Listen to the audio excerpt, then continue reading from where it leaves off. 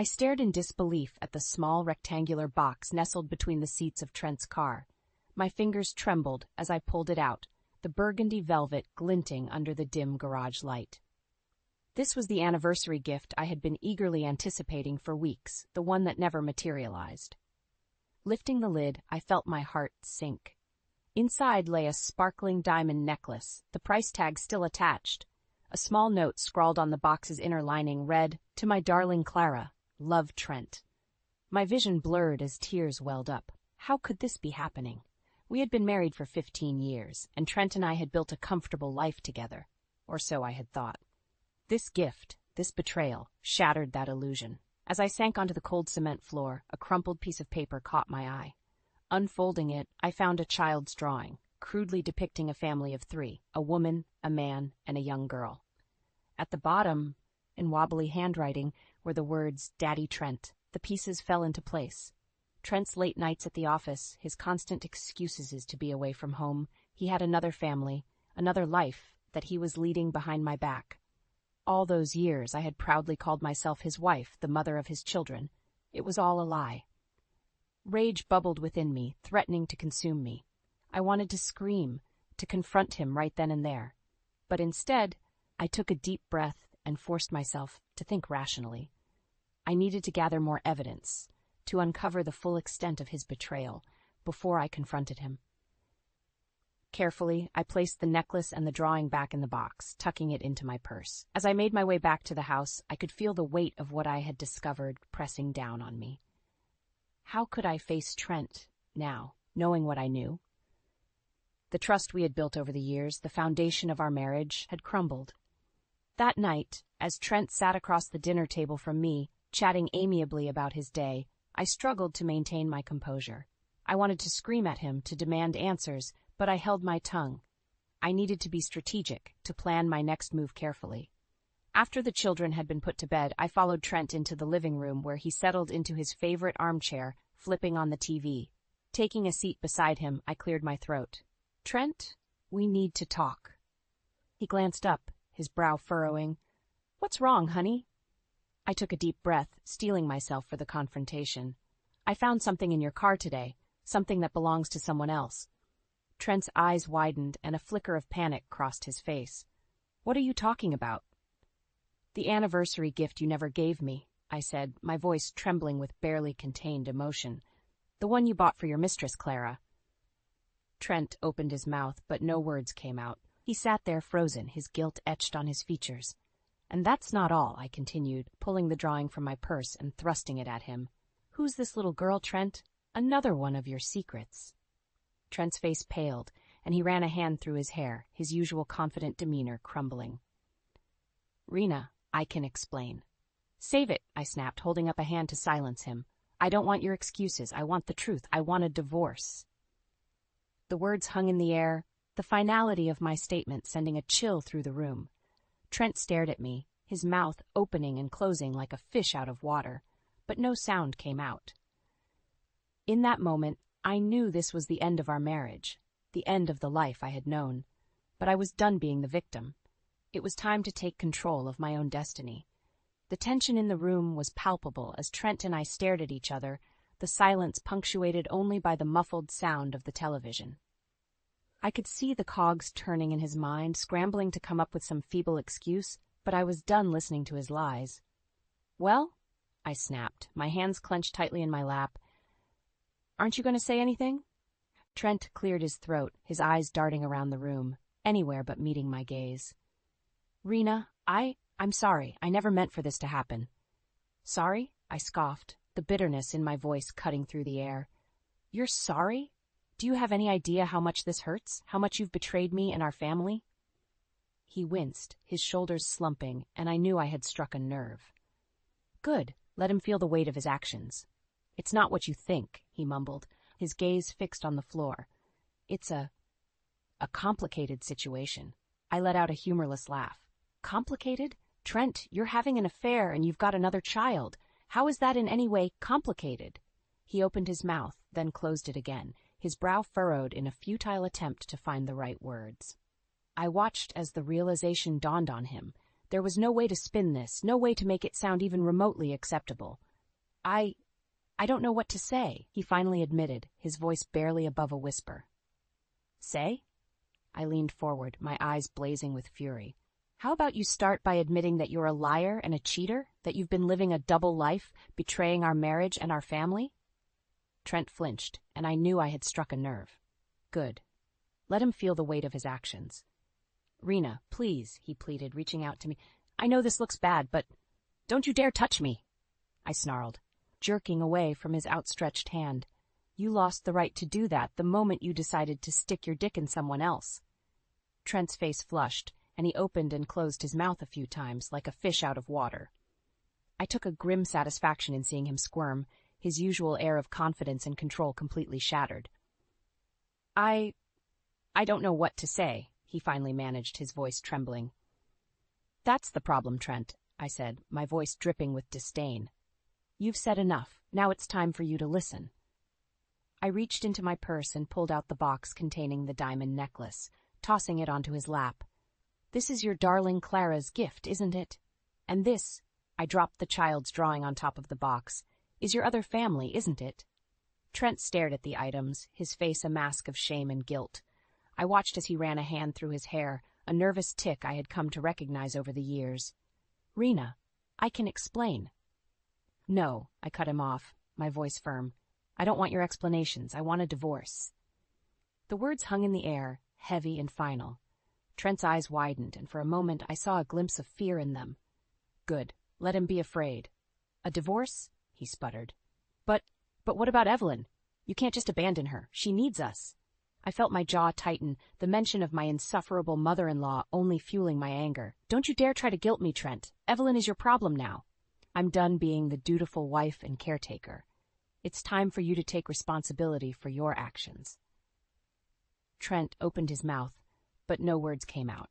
He sat there staring at me with a mixture of disbelief and desperation, and I knew in that moment that the balance of power had shifted. I was no longer the victim, but the one in control. In the days that followed my confrontation with Trent, I felt a sense of renewed purpose. The initial shock and heartbreak had given way to a steely determination to take control of my life.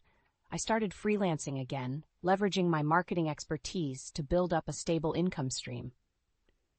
Trent, of course, was less than thrilled about this, insisting that my place was at home, caring for Evelyn and the children. Rena, you can't just abandon your responsibilities, he would argue, his brow furrowed in frustration. Evelyn needs you, and the kids need a stable home. I would simply fix him with a hard stare, my lips pressed into a thin line. Trent, I'm not abandoning anyone. I'm taking care of myself for a change. You can handle Evelyn and the children. After all, you seem to have plenty of experience juggling multiple families. The jab would instantly wipe the self-righteous expression off his face, and he would sulk off, muttering under his breath. I took a grim satisfaction in knowing that I had the upper hand now, that I held the power to make his life just as miserable as he had made mine. As I worked tirelessly, building up my freelance business, I also made it a point to thoroughly document Trent's misdeeds. I combed through our financial records, uncovering a trail of suspicious expenses. Expensive dinners, lavish gifts, even a down payment on a second apartment.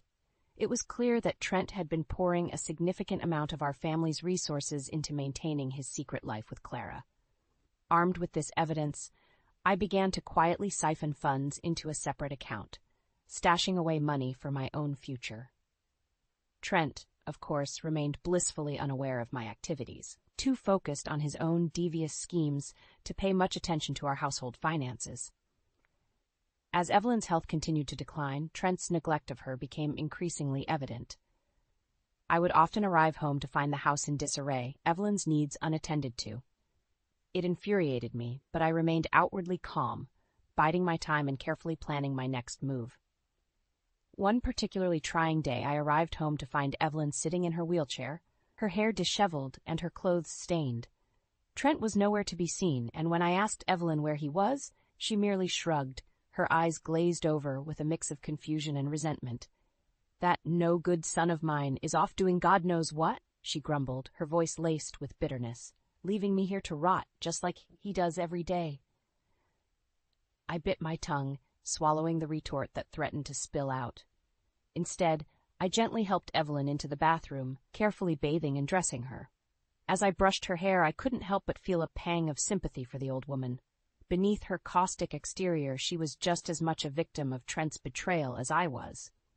Later that night, as Trent stumbled in, reeking of alcohol and the familiar scent of Clara's perfume, I confronted him. "Trent, we need to talk about Evelyn. She's not doing well, and you're hardly ever here to help." He waved a dismissive hand, his gaze unfocused. "Evelyn's fine, Rena. She's got you to take care of her, doesn't she? That's what you're here for, after all." I felt my blood boil, but I forced myself to remain calm. "Trent, this isn't sustainable. Evelyn needs more attention and care than I can provide on my own. We need to start looking into assisted living options for her." Trent's eyes widened, and he shook his head vehemently. "Absolutely not. I'm not putting my mother in some home. She belongs here, with her family." "Then you need to start being a part of this family, Trent," I retorted, my voice strained. "Evelyn is your responsibility too, and you're failing her just as much as you're failing me and the kids." He opened his mouth to argue, but I held up a hand, silencing him. "I'm done discussing this. I've already started looking into options for Evelyn, and I'll be making the necessary arrangements, with or without your input." Trent glared at me, his jaw clenched, but I could see the hint of fear in his eyes. He knew I was serious, that I was no longer willing to be the dutiful wife and caretaker. I was taking control of my own life, and there was nothing he could do to stop me. As Evelyn's demands grew more and more taxing, I found myself increasingly isolated. Trent's disinterest in his mother's care only intensified, and he spent more and more time with Clara, leaving me to shoulder the burden alone. I would come home to find Evelyn in her wheelchair, her medications scattered on the floor, and her dinner untouched. She would berate me endlessly, her sharp tongue lashing out with a venomous fury that only added to my exhaustion. "Where's that useless son of mine?" she would snarl, her eyes narrowed to slits. "Off gallivanting with his whore, no doubt. And you, Rena, you're just as useless, letting this place fall to pieces." I would grit my teeth, biting back the retort that threatened to spill out. Instead, I would silently tend to Evelyn's needs, carefully administering her medications and ensuring she was fed and comfortable. It was a thankless task, but I knew I had to keep my composure if I wanted to execute my plan. One evening, as I was preparing dinner, Trent burst through the front door, his face flushed and his eyes wild. "Rena, we need to talk," he announced, his voice quivering with a strange mixture of panic and excitement. I turned to face him, wiping my hands on a dish towel. "What is it, Trent?" He took a deep breath, his gaze darting around the room as if he was afraid someone might overhear. "It's Clara. She's pregnant." I felt my heart drop, the dish towel slipping from my grasp as a wave of nausea washed over me. Of course, I had suspected as much, but hearing the confirmation still hit me like a punch to the gut. "Pregnant?" I echoed, my voice barely above a whisper. "And I suppose you're the father." Trent nodded, a strange glint of pride in his eyes. Yes, I am. And I want you to leave, Rena.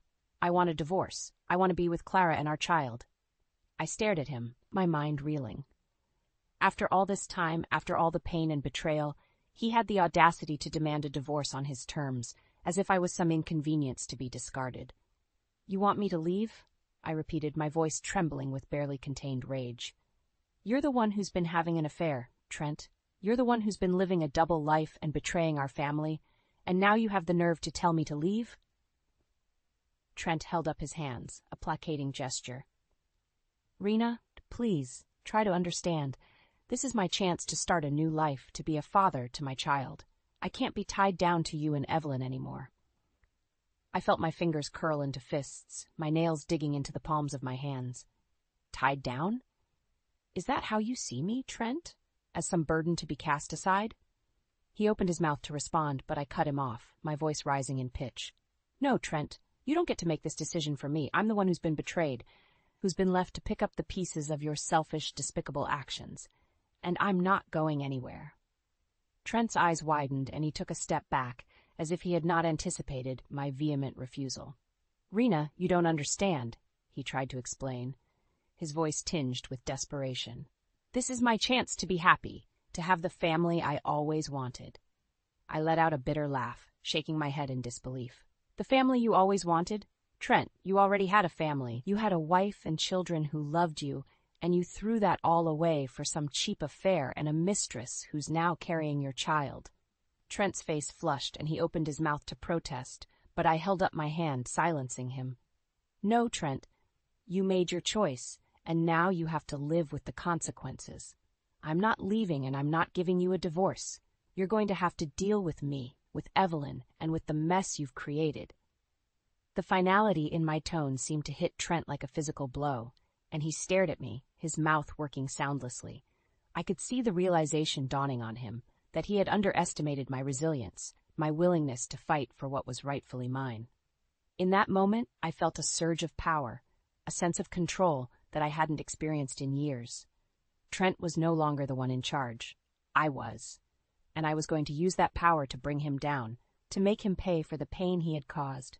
The tension in the house was palpable as Trent and I faced off, our once loving marriage reduced to a battlefield of accusation and recrimination. I could see the panic in his eyes, the realization that his carefully constructed web of lies was about to unravel. "Rena, please," he pleaded, his voice tinged with desperation. "Think about what you're doing. Think about our family, our children." I let out a humorless laugh, shaking my head. "Our family, Trent?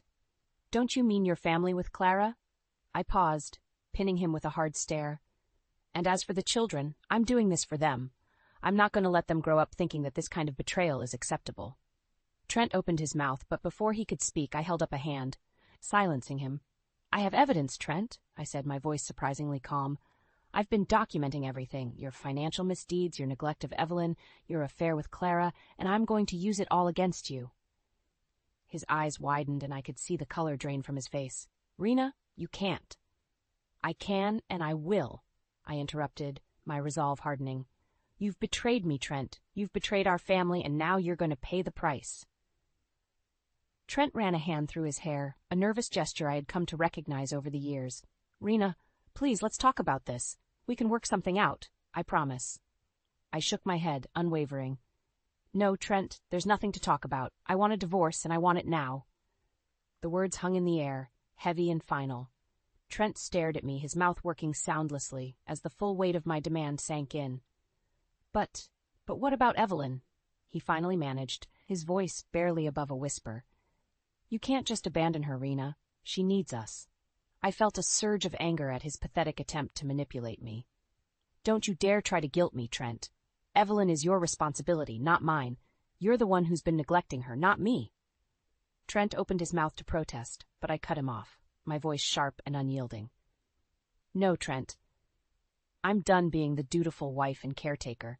It's time for you to step up and take care of your own mother. And as for the children, I'll be filing for full custody. You can see them, but only under my terms." Trent's face twisted with a mixture of shock and fury. "You can't do this, Rena. You can't take my children away from me."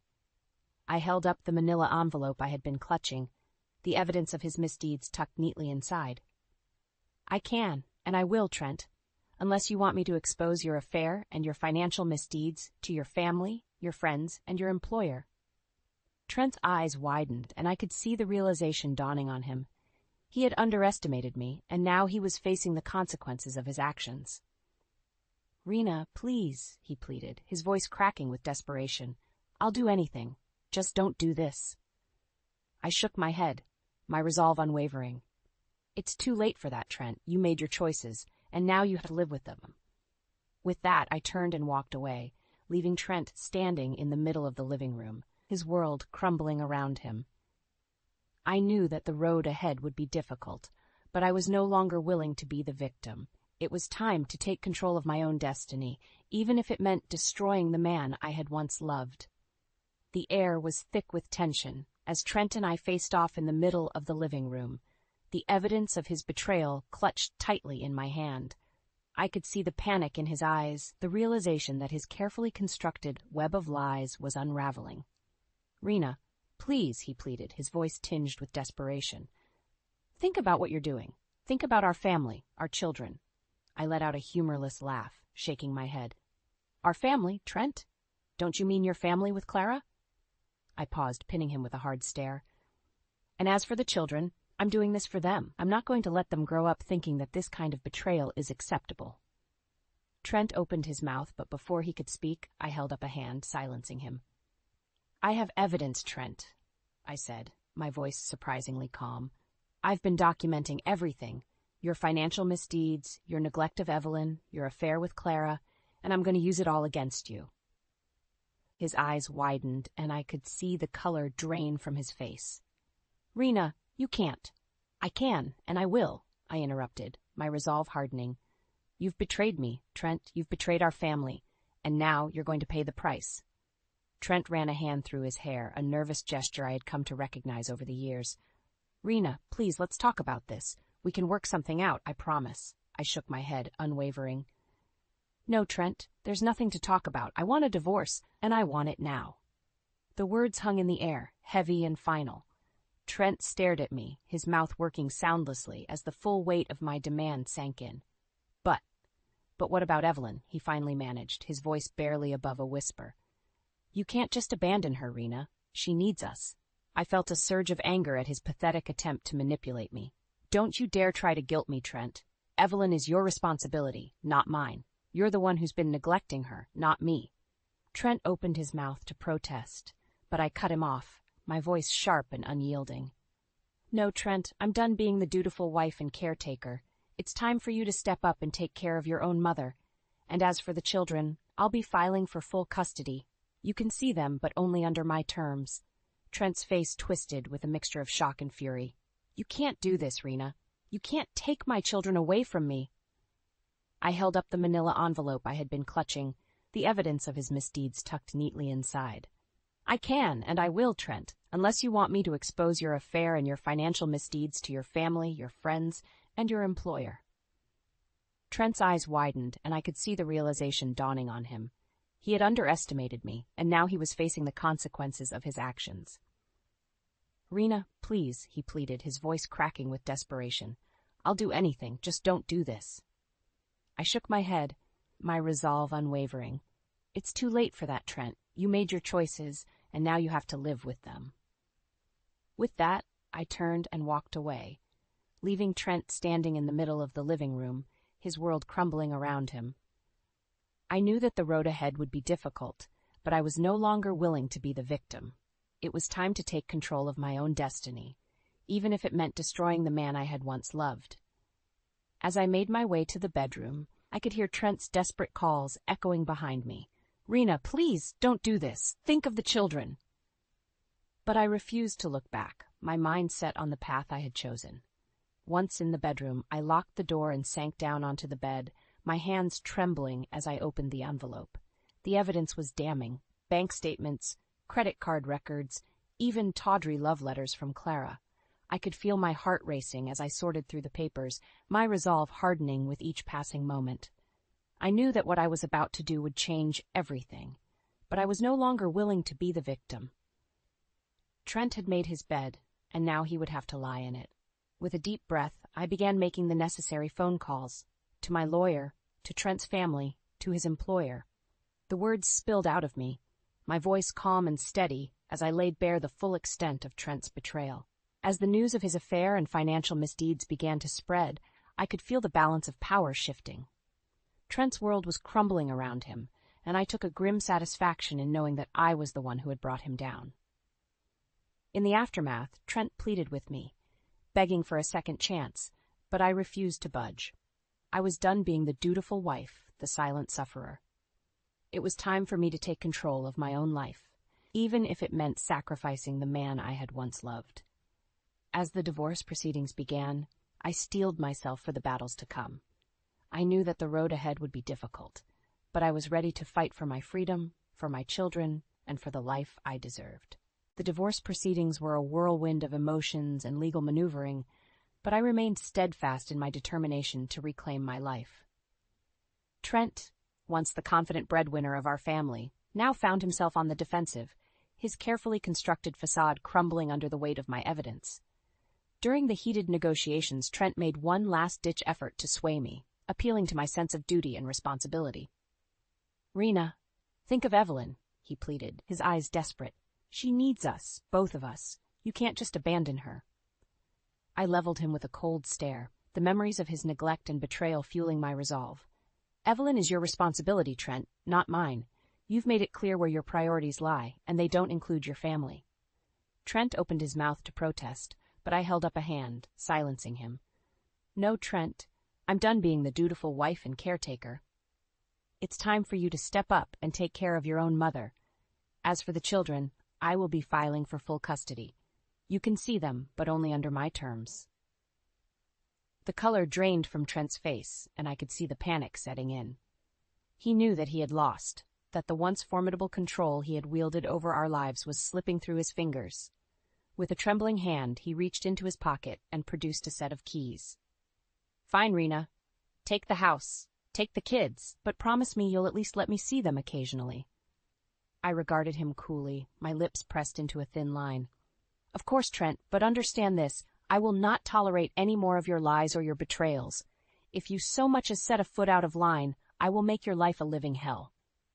Trent flinched, his shoulders slumping in defeat. I understand, he mumbled. As the divorce was finalized, I felt a sense of relief wash over me. I had reclaimed my freedom, yes, my independence, and my children. Trent, on the other hand, was left to face the consequences of his actions. With the help of my lawyer, I exposed the full extent of Trent's infidelity and financial misdeeds to his family, his friends, and his employer. The fallout was swift and merciless, as Trent found himself shunned by those he had once counted as allies. His job, his social standing, and even his relationship with his own mother, Evelyn, who had once been his staunchest defender, all crumbled around him. I watched with a grim satisfaction as he spiraled into a pit of despair, his once confident demeanor reduced to a shadow of its former self. As for Evelyn, she too was forced to confront the reality of her son's failures. With Trent no longer able to provide for her, she reluctantly agreed to move into an assisted living facility, where she would receive the care and attention she so desperately needed. I knew that my decision to leave Trent and divorce him would not be an easy one, but as I settled into our new home with my children, I felt a sense of peace and empowerment that I hadn't experienced in years. I was no longer the victim, but the victor, and I was ready to embrace the next chapter of my life. In the weeks that followed, I focused on rebuilding my career, reconnecting with friends, and providing a stable, loving environment for my children. Trent, meanwhile, struggled to pick up the pieces of his shattered life, his attempts at reconciliation falling on deaf ears. As I watched him spiral downward, I couldn't help but feel a twinge of pity. But it was quickly overshadowed by the overwhelming sense of relief and liberation that I felt. I was finally free, and I was determined to make the most of it. As the dust settled on my divorce from Trent, I found myself emerging from the ashes of our shattered marriage with a newfound sense of purpose and freedom. Gone were the days of constantly worrying about Evelyn's demands, Trent's infidelity, and the responsibilities that had once weighed me down. I threw myself into rebuilding my career, leveraging my marketing expertise to secure a series of lucrative freelance contracts. The extra income allowed me to provide a comfortable life for my children and to focus on my own well-being after years of putting everyone else first. Trent, on the other hand, continued to spiral downward. His dismissal from his high-profile job, coupled with the public humiliation of his affair and financial misdeeds, left him a shell of his former self. I watched with a mixture of pity and satisfaction as he struggled to find his footing, his once confident demeanor reduced to a desperate plea for forgiveness. "Rena, please," he begged during one of our court-ordered mediation sessions, his eyes bloodshot and his voice trembling. "I know I've made mistakes, but I'm trying to make things right. Can't we work something out?" I regarded him coolly, my arms crossed over my chest. "Work something out, Trent? You had your chance to make things right, and you chose to betray me and our family instead." I paused, shaking my head. "No, Trent, you're going to have to live with the consequences of your actions." Trent opened his mouth to protest, but the mediator quickly intervened, steering the conversation back to the matter at hand, the custody and financial arrangements. In the end, I was granted full custody of our children, with Trent relegated to supervised visitation. He was also required to provide a significant portion of his income as child support, a consequence he clearly resented, but was powerless to fight. As I left the courthouse, my children in tow, I couldn't help but feel a sense of relief and empowerment. The nightmare of my marriage to Trent was finally over, and I was free to rebuild my life on my own terms. Over the next few months, I focused on establishing a stable and nurturing environment for my children. We moved into a cozy apartment, and I made sure to set aside dedicated time for family activities and outings. The kids, who had once been caught in the crossfire of Trent's betrayal, slowly began to blossom, their laughter and joy a testament to the healing power of a loving, stable home. Trent, meanwhile, continued to struggle. He lost his job, his savings depleted by the divorce and child support payments. Evelyn, abandoned by both Trent and Clara, had no choice but to enter an assisted living facility, a decision that only added to Trent's woes. I heard through the grapevine that Trent had tried to reach out to Clara, hoping to rekindle their relationship, but she wanted nothing to do with him. Apparently, even the woman he had betrayed his family for had decided that he was more trouble than he was worth. As I watched Trent's downward spiral, I felt a sense of vindication, but also a twinge of pity. He had lost everything: his family, his career, his social standing. And while a part of me couldn't help but feel a measure of satisfaction in his comeuppance, another part of me recognized the pain and anguish he must be experiencing. But I quickly pushed those thoughts aside, focusing instead on the bright future that lay ahead of me and my children. We had weathered the storm of Trent's betrayal, and we were stronger for it. And as I looked towards the horizon, I couldn't help but feel a sense of excitement and anticipation for what the future had in store.